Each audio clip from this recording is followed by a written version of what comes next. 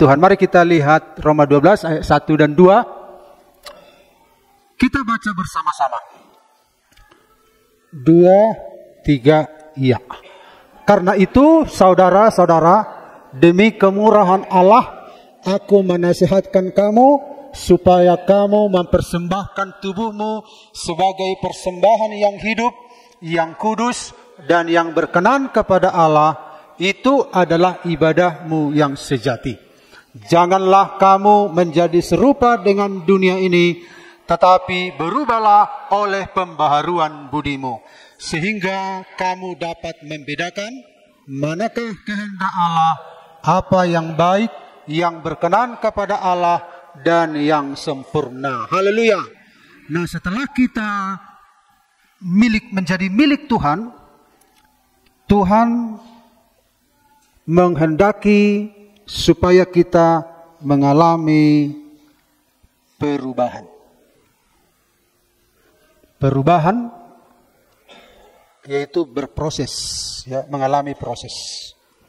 Waktu kita dipanggil Tuhan, kita diterima jadi anaknya, kita seperti masih bahan mentah. Nah, kita masih seperti sebuah materi sampah yang belum diproses. Tetapi kita sudah diambil, kita sudah dipilih. Nah, setelah kita diambil Tuhan, kita diubah. Tuhan mau ada perubahan. Nah, kalau kita lihat ini Bapak Ibu begitu indah. Ini adalah batu permata. Awalnya tidak seperti ini. Tetapi diproses.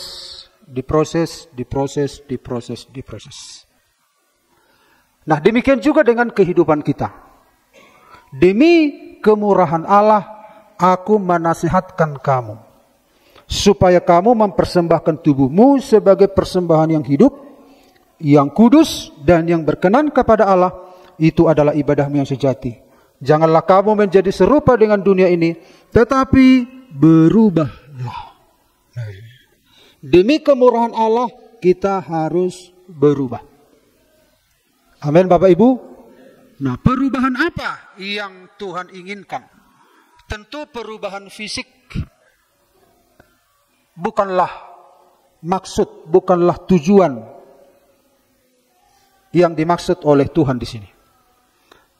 Perubahan fisik itu bisa relatif. Misalnya dalam motto olahraga, mensana in corpore sano. Dalam tubuh yang sehat terdapat jiwa yang sehat. Tetapi walaupun jiwa sehat, tidak serta-merta tubuh sehat. Nah, ada memang dampak. Kalau jiwa kita sehat, bisa berdampak kepada fisik yang sehat. Tetapi tidak bisa disangkal, fisik ini tidak bisa selalu ditopang oleh jiwa yang sehat. Tidak bisa selalu di-backup, tidak bisa selalu dipengaruhi oleh jiwa yang sehat itu. Karena bagaimanapun tubuh ini akan semakin merosot. Nah, karena tubuh kita semakin merosot bukan berarti kita pesimis. Kita terus berdoa, berusaha sebaik mungkin supaya kita mengalami tubuh yang sehat. Tujuannya apa? Supaya kita leluasa, tidak terhalang untuk memuji memuliakan nama Tuhan. Soalnya kalau kita nggak sehat kan kita terhalang, kita terganggu. Nah, harus ada usaha untuk menjaga diri kita supaya sehat, supaya kita bisa sebaik mungkin melakukan yang terbaik untuk Tuhan. Tetapi walaupun demikian, tetap saja ada batasnya. Makanya firman Tuhan ini maksudnya bukan pembaharuan fisik. Manusia batiniah itu, manusia lahiriah itu akan berubah. Latihan badani terbatas gunanya walaupun penting. Tetapi ibadah berguna dalam segala hal. Untuk hidup ini dan untuk hidup yang akan datang. Nah, ibadah ini lah yang saudara-saudara yang dimaksud, yaitu bagian dalamnya manusia, bagian batiniahnya. Nah, inilah yang ingin diubah oleh Tuhan, ya. Bagian manusia dalam, yaitu karakter kita, ya. Jadi setelah kita dipanggil Tuhan, demi kemurahan Tuhan, demi kebaikannya, berubahlah. Nah, karena itu Bapak Ibu, Tuhan berencana supaya kita indah, ya, indah di hadapannya, dan keindahan itu bukan keindahan fisik, tapi keindahan karakter. Tema firman Tuhan hari ini adalah pembaharuan karakter. Apa arti karakter? Kita sudah sering kali dengar karakter. Sinonim karakter adalah sifat dasar. Jadi kita ini semua punya sifat dasar. Sifat dasar ini dibawa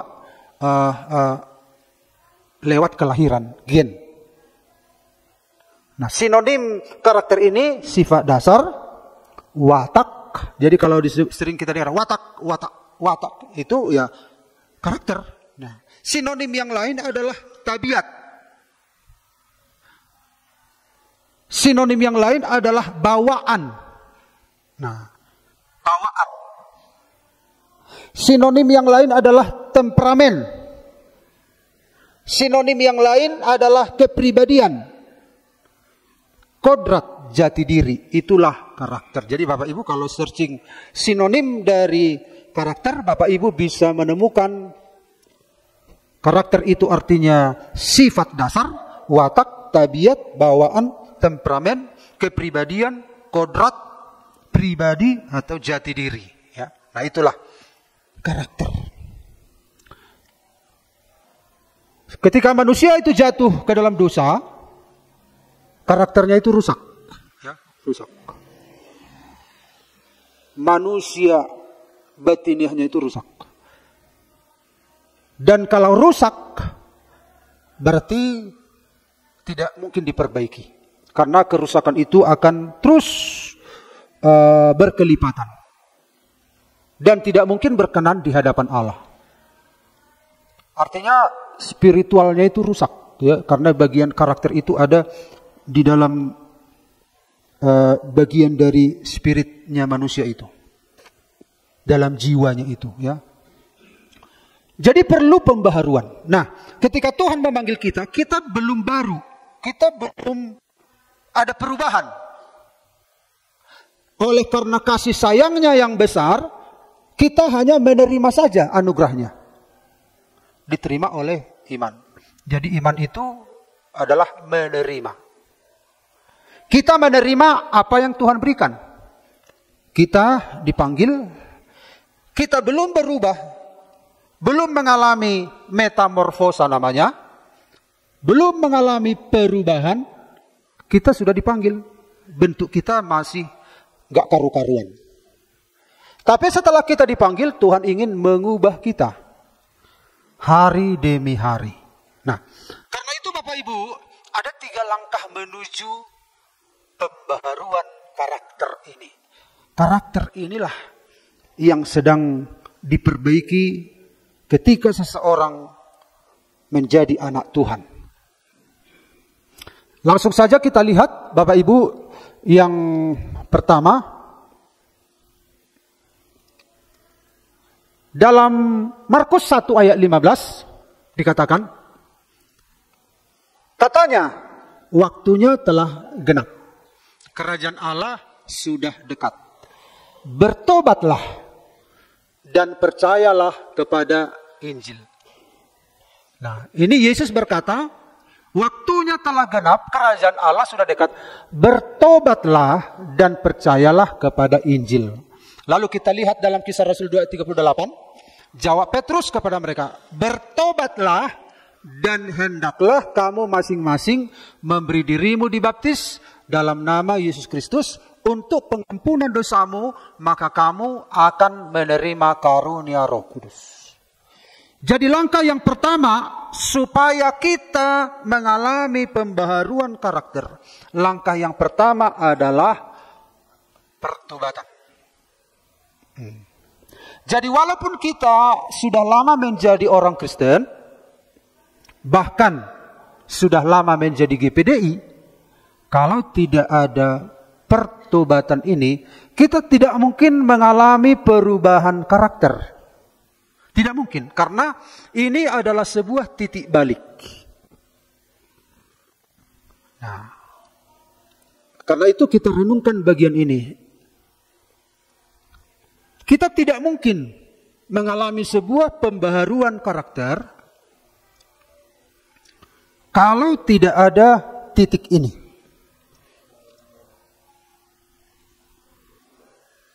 Nah, bertobat di sini adalah metanoia, perubahan arah pikiran, metanoia.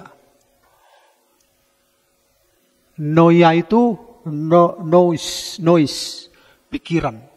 Perubahan pikiran. Jadi pikiran. Kalau orang ini, tadinya dia jalan ke sana, terus setelah Yesus memanggil, pikirannya berubah. Dia berbalik arah. Pikirannya, ya.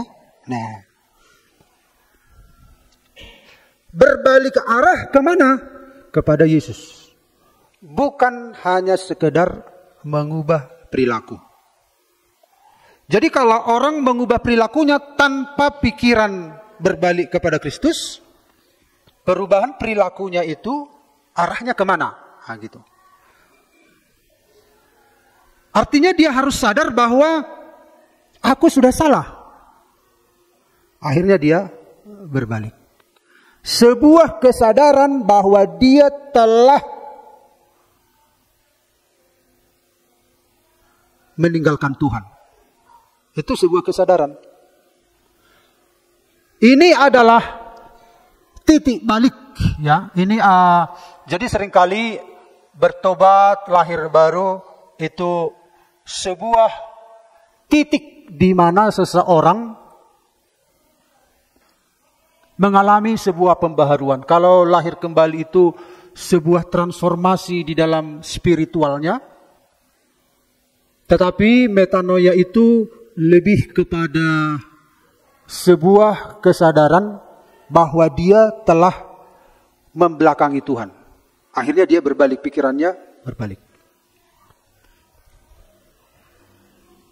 Jadi kalau nggak ada langkah ini, titik ini, nah tidak mungkin dia mengalami proses perubahan karakter. Nah, artinya Bapak Ibu misalnya kalau ini adalah sebuah bangunan, Bapak Ibu ini adalah sebuah bangunan kena gempa. Sebaiknya kalau Bapak Ibu membangun, apa yang harus dilakukan? Ayo. Apa yang harus dilakukan? Kalau Bapak Ibu ingin memperbaiki rumah ini. Diapain pondasinya? Ya Pak. Dihancurkan. Dihancurkan. Terus setelah dihancurkan terus apa lagi? Pondasinya tadi ya. Tidak mungkin kita menggunakan pondasi lama kan? Ya atau ya? Atau Pak Given gimana? Masih menggunakan pondasi lama? Kondisinya begini? Harus ganti baru, pondasinya diganti, bangunan dibongkar. Begitu juga dengan pondasi itu melambangkan titik awal pertobatan kita. Manusia itu sudah begini awalnya, bagaimana lagi menggunakan pondasi yang sudah hancur itu? Harus diganti untuk mendirikan rumah yang baru. Atau Bapak Ibu masih tambal-tambal? Nah, banyak orang menambal-nambal begitu, dipermak-permak, diubah-ubah sedemikian rupa. Ya nggak bisa nanti bertahan. Lama-kelamaan ya retakannya itu akan terlihat. Harus diulang. Jadi pertobatan itu adalah mengulang. Ya. Harus ada sebuah titik balik dalam hidup kita. Bisa saja kita mempermak-permak hidup kita ini. Didempul, kemudian dicat. Tapi kita hanya menutupi retakan-retakan yang menganga itu. Nah demikian juga manusia sedang memanipulasi hidupnya di hadapan Tuhan. Lambat atau cepat, usaha dia untuk mendempul, usaha dia untuk mempermak, itu akan sia-sia. Itu akan terlihat. Makanya harus ada diulangi membangun. Jadi nggak usah segan-segan. Aduh, sayang sekali, gimana dia? Aduh, masih bisa lah. Untuk mengeluarkan biaya mempermak ini kan bagusan membangun pondasi. Atau pindah, ini apalagi tanahnya nggak apa, ini retak-retak karena gempa, dicari tanah yang lebih bagus. Begitu juga dengan pertobatan. Ya. Karena itu mari kita renungkan, karakter kita tidak akan mengalami perubahan kalau tidak ada titik balik ini. Itu langkah yang pertama. Saudara harus benar-benar berserah pada Tuhan, menerima apa yang Tuhan inginkan dalam hidup kita. Pikiran kita harus berbalik kepada Allah. Kepada Allah lah kita bersalah. Kepada Allah lah kita bertobat. Makanya saudara-saudara, pertobatan itu bukan hanya mengubah perilaku, tetapi pikiran gak kembali kepada Allah. Ada. Anak kita bisa kita ubah, sementara dia memberontak. Bisa. Jangan mencuri. Iya mah. Tapi hatinya gimana? Awas, nanti kalau aku sudah kerja, balas dendam aku sama mama. Gak ku kasih uangku samamu. Di dalam hatinya. Tapi sementara di hadapan mamanya dia berubah. Demikian juga orang Kristen bisa saja mengubah perilakunya, tapi pikirannya tidak kembali kepada Allah. Kembali dulu kepada Allah, karena Allah lah, firman Allah lah yang kita lawan. Firman Allah lah yang kita bantah. Kepada dialah kita berdosa. Makanya pikiran itu duluan. Metanoia. Tuhan ampuni saya.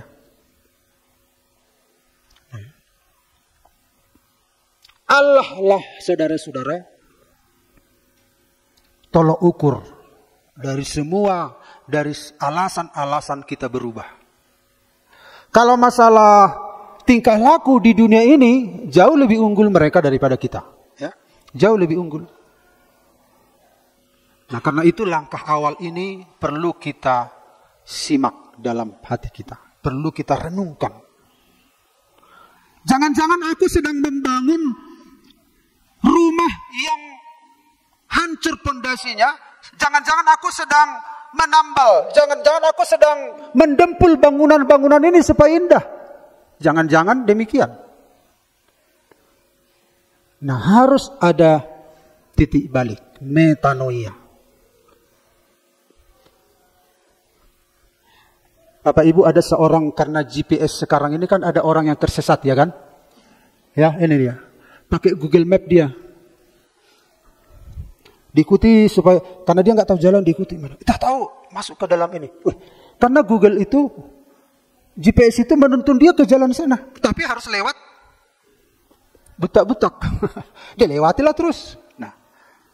Nah, langkah yang terbaik, kalau begini keadaannya, apa yang harus kita lakukan? Balik kanan. Berbalik arah. Jadi kalau jalan kita disesatkan oleh Google Map, jangan lanjutkan kalau sudah begini. Kan kadang orang melanjutkan. Harus berbalik ke arah. Begitu juga dengan metanoia. Nah, mari kita lihat saudara-saudara. Matius 27 ayat 3 sampai 5. Pada waktu Yudas menyerahkan dia, jadi Yudas ini menjual Yesus, ya. Kita tahu semua kisahnya, ya kan? Ya Bapak Ibu? Tahu semua kan kisahnya tentang Yudas? Yudas Iskariot? Nah, pada waktu Yudas yang menyerahkan dia melihat bahwa Yesus telah dijatuhi hukuman mati, menyesallah ia. Yudas tidak menyangka bahwa guru yang dikhianatinya itu akan dihukum mati. Dia menerima uang 30 keping perak. Menyesal Yudas. Lalu ia mengembalikan uang yang 30 perak itu kepada imam-imam kepala dan tua-tua. dan berkata, "Aku telah berdosa karena menyerahkan darah orang yang tak bersalah." Tetapi jawab mereka, yaitu imam-imam, "Apa urusan kami dengan itu? Itu urusanmu sendiri." Maka ia pun melemparkan uang perak itu ke dalam bait suci, lalu pergi dari situ dan menggantung diri. Bapak Ibu perhatikan, menyesal, kemudian menyadari dia berdosa, dan menggantung diri. Bertobat itu bukan hanya sekedar menyesal. Bertobat itu kembali kepada Yesus. Berapa banyak orang Kristen menyesal, tapi tidak kembali kepada Yesus. Kerjanya menyesal terus. Yang dibutuhkan adalah metanoia. Perubahan pikiran kembali kepada Tuhan. Pikirannya itu kembali kepada Tuhan. Apa bedanya antara Yudas dan Petrus? Sama-sama parah dosa mereka. Petrus menyesal, dia menangis dengan terseduh-seduh. Tetapi dia kembali kepada Yesus. Tetapi Yudas menyesal, menyadari dia berdosa, tetapi tidak datang kepada Yesus. Dia malah bunuh diri. Berapa banyak anak Tuhan yang hanya menyesal saja, tapi tidak punya progres melangkah kepada Tuhan. Makanya saudara-saudara, ini kan menyesal ini hanya masalah jiwa. Mungkin menangis. Makanya perlu pikirannya itu harus sadar, aku telah berdosa. Kemudian dia kembali kepada Allah. Bukan hanya emosi, bukan hanya perasaan. Nah, makanya banyak anak Tuhan tidak mengalami perubahan karakter karena berdasarkan emosi. Berapa banyak anak-anak Tuhan, khususnya karismatik di berbagai daerah, seringkali disorot, ya, yang menyorot pun tidak bisa memahami, ya. Menyorot pun tidak berdasarkan pemahaman yang benar. Tetapi kita nggak bisa sangkal berapa banyak Pantekosta karismatik itu tidak berdasarkan pembaharuan pikiran kembali kepada Allah, hanya berdasarkan emosional. Memang untuk memuji Tuhan harus ada emosi kan? Kalau nggak ada emosi nggak mungkin kita berkata begini, bangkit serukan nama Yesus. Nggak betul juga itu.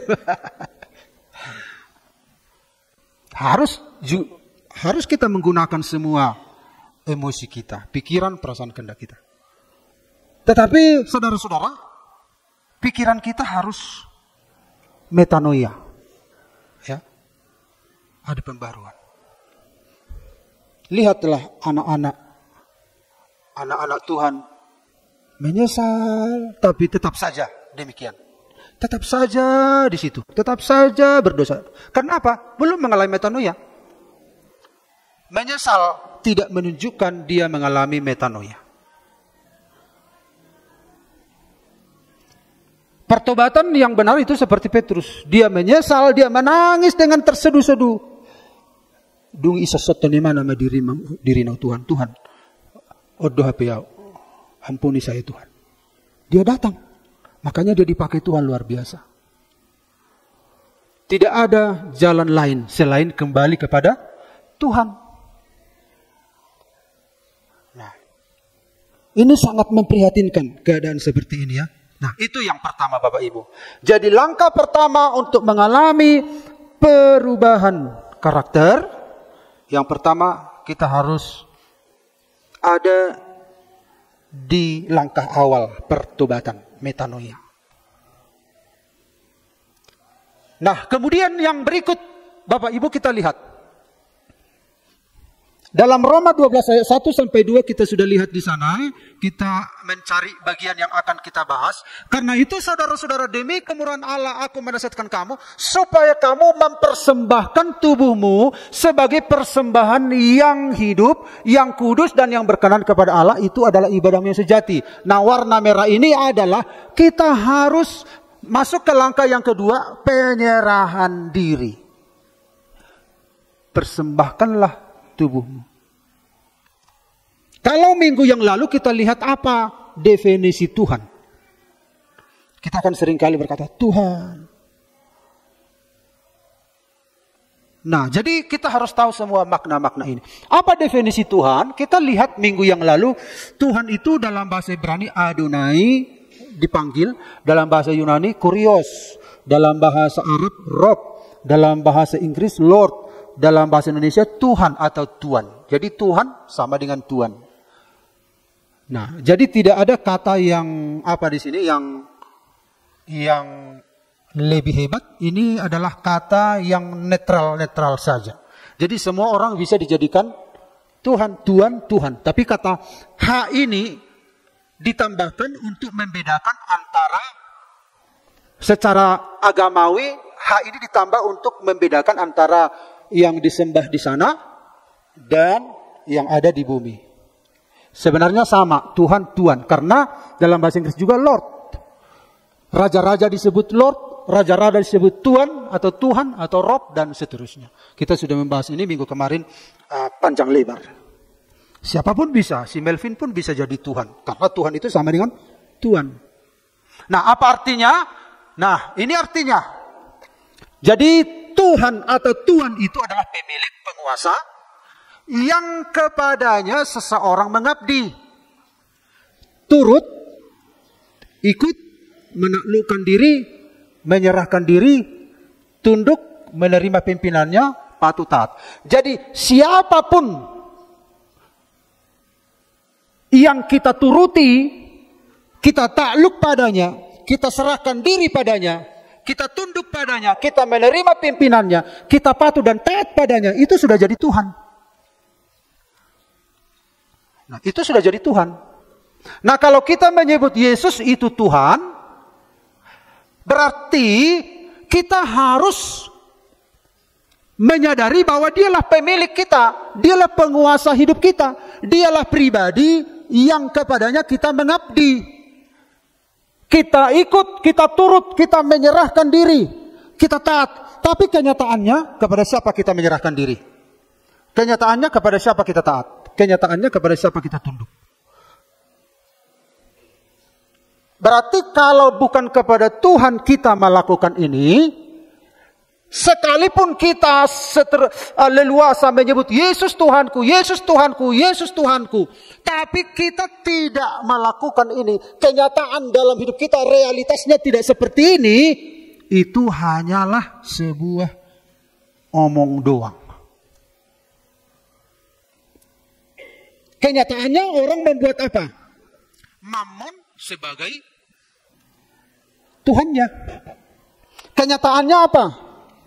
Perut nafsu sebagai Tuhannya. Kenyataannya apa? Dosa sebagai Tuhannya. Kenyataannya apa? Ilah, setan sebagai Tuhannya, dan seterusnya dan seterusnya. Jadi kita lihat Tuhan itu adalah ini definisinya.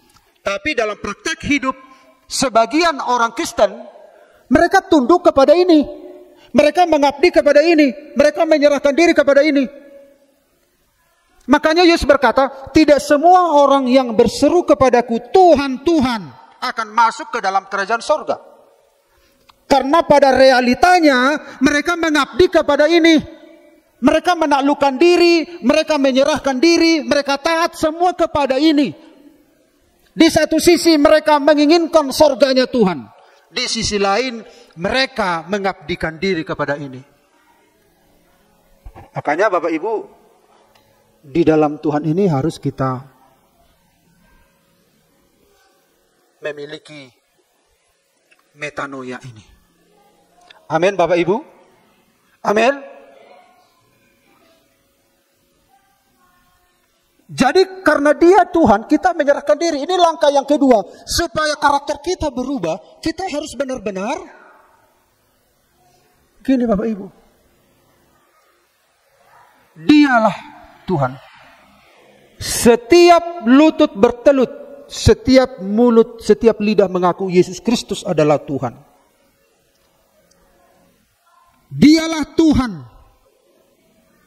Di sorga, di bumi, di Banua Gijang, di Banua Tonga, di Banua Toru.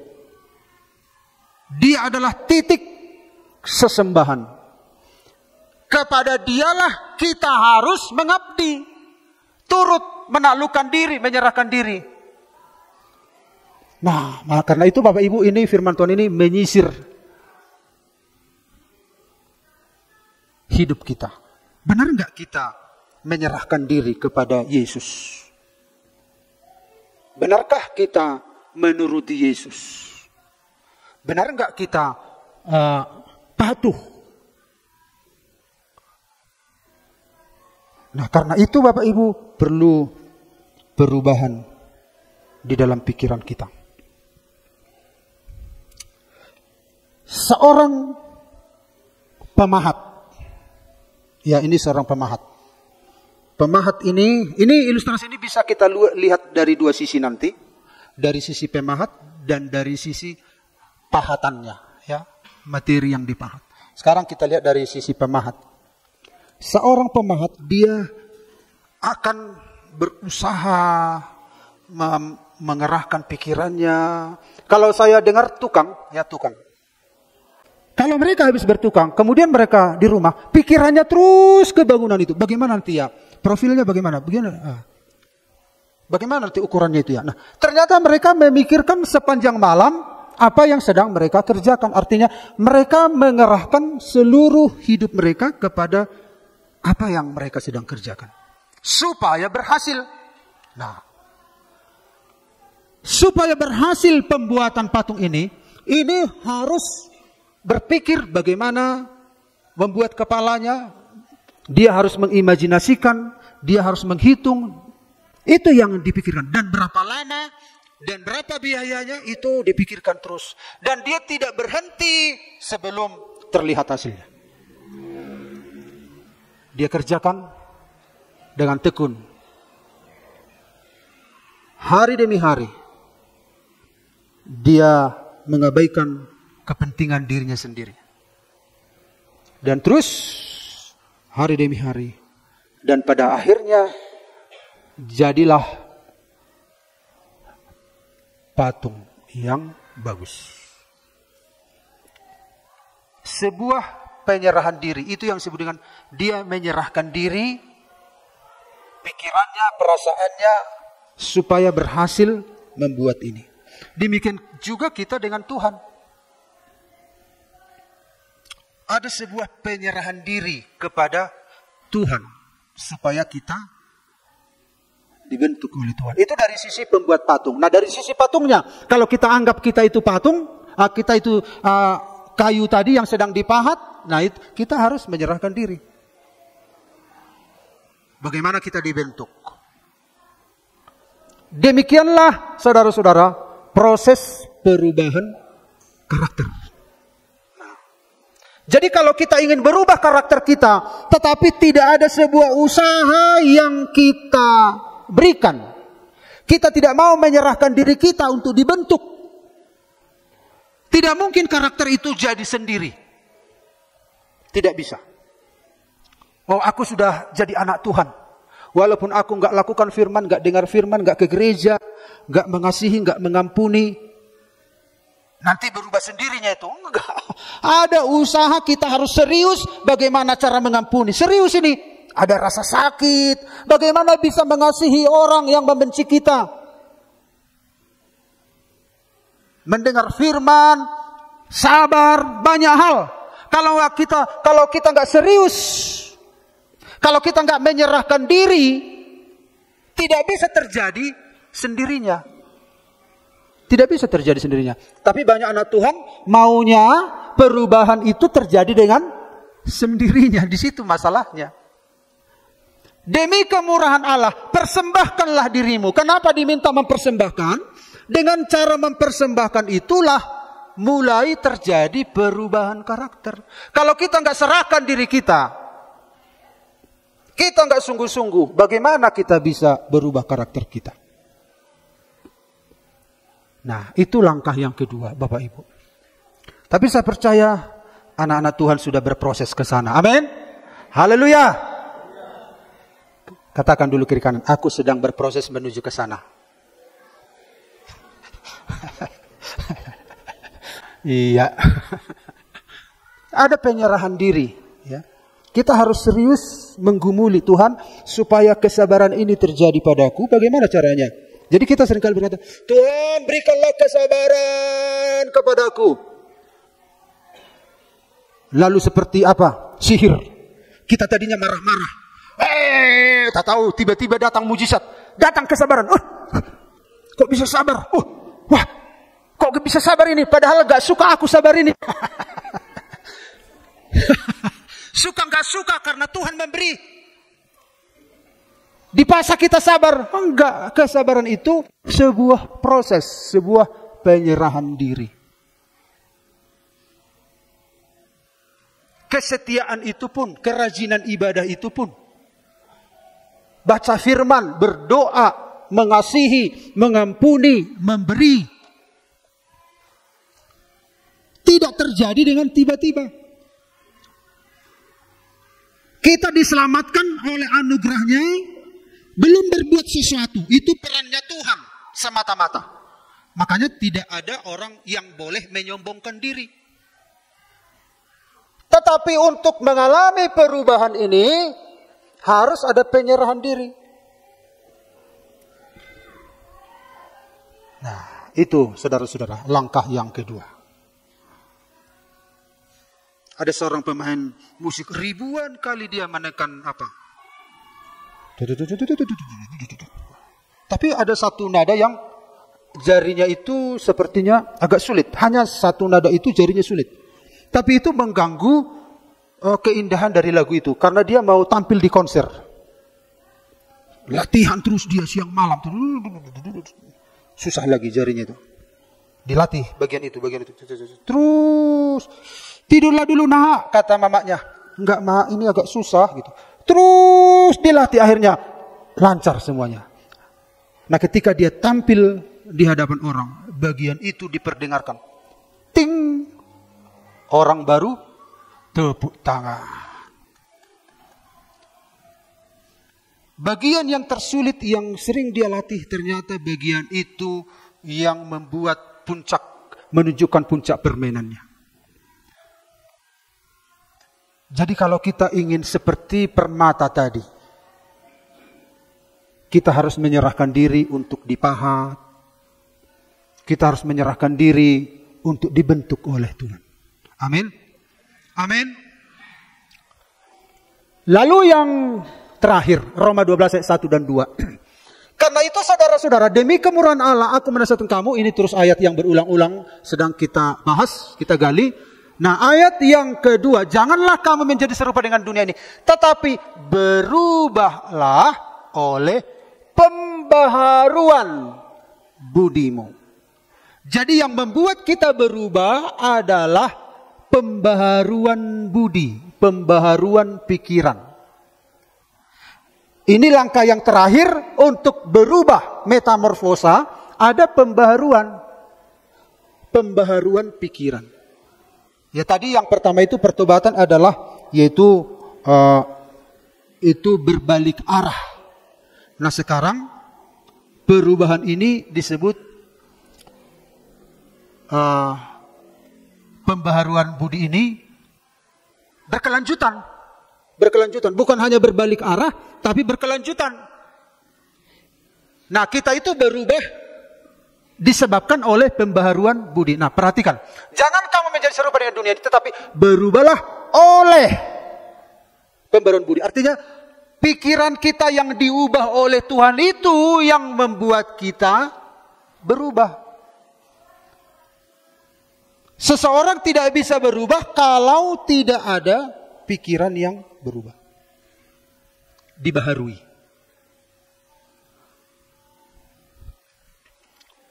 Ini Bapak Ibu lihat. Apa ini? Bunglon. Ini adalah binatang yang pintar menyamar. Ya, pintar menyamar. Kemudian ini juga. Di mana ini berada?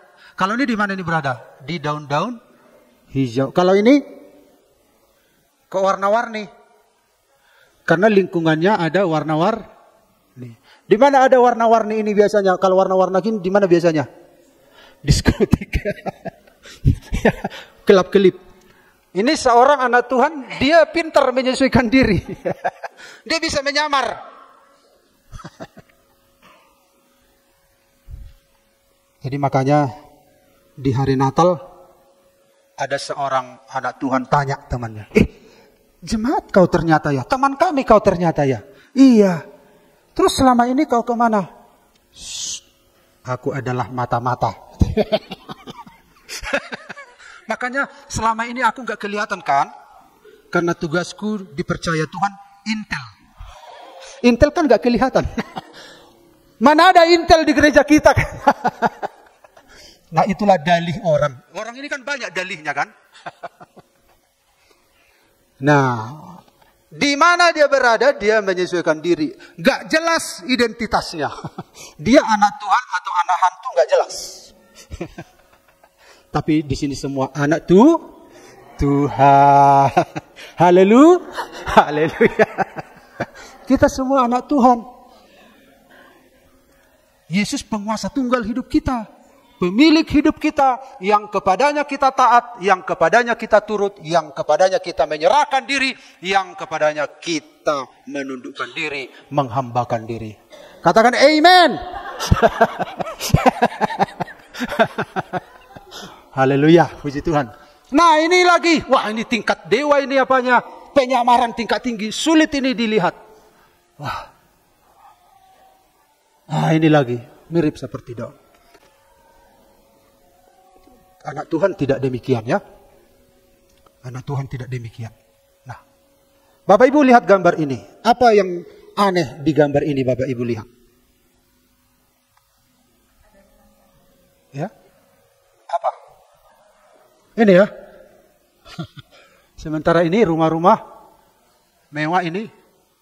Nah, beginilah gambaran hidup Kristen. Sementara orang move on, dia gak mau berubah. Ini lepas dari bangunan fisik ya, ini hanya contoh. Bagaimana banyak orang Kristen tidak mau berubah sementara teman-teman sekitarnya mengalami perubahan. Enggak, kami begininya dulu, harus begininya. Ya udahlah, pertahankanlah dirimu begitu. Kita orang ini dihimpit oleh kekerasan hatinya. Ini konteksnya bukan mengikuti mayoritas, bukan itu maksudnya. Tetapi betapa menyedihkan seorang Kristen, orang-orang di sekitarnya sedang bergerak mengalami perubahan hidup. Tapi dia terhimpit. Akhirnya dia nanti tidak mengalami pertumbuhan. Ini sangat menyedihkan. Karena itu Bapak Ibu ini yang Tuhan inginkan. Pertama metanoia. Tahun 2022 anak Tuhan ini sudah bermetanoia. Kemudian lanjut 2023, 2024, 2025 ini yang disebut dengan metamorfosa. Pembaharuan karakternya. Ya. Sama-sama pikiran yang dia apa di sini dibaharui. Tapi ini bicara tentang metamorfosa, perubahan bentuk. Ya. Ini perubahan arah pikiran, ini perubahan bentuk. Bentuk apa? Karakternya diubah. Semakin serupa menuju kepada Kristus. Amin Bapak Ibu. Ini yang Tuhan mau dalam kehidupan kita. Dan ayat yang terakhir. Dan kita semua mencerminkan kemuliaan Tuhan dengan muka yang tidak berselubung. Dan karena kemuliaan itu datangnya dari Tuhan yang adalah roh. Maka kita diubah menjadi serupa dengan gambarnya. Kita diubah menjadi serupa. Ini berproses terus. Akhirnya karakter kita mengalami pembaharuan. Kita menjadi permata tadi, mutiara tadi yang indah di pemandangan Tuhan. Dan pada akhirnya Tuhan dimuliakan. Dan Tuhan sedang bekerja terus. Tuhan tidak menyerah dalam hidup kita. Selama kita masih hidup, Tuhan tidak menyerah terhadap hidup kita. Dia mengasihi kita. Yang penting kita bertobat. Yang penting kita menyerah. Yang penting kita mengalami perubahan di dalam pikiran kita. Haleluya. Demikianlah renungan. Tuhan memberkati kita. Mari kita nyanyikan sebuah nyanyian.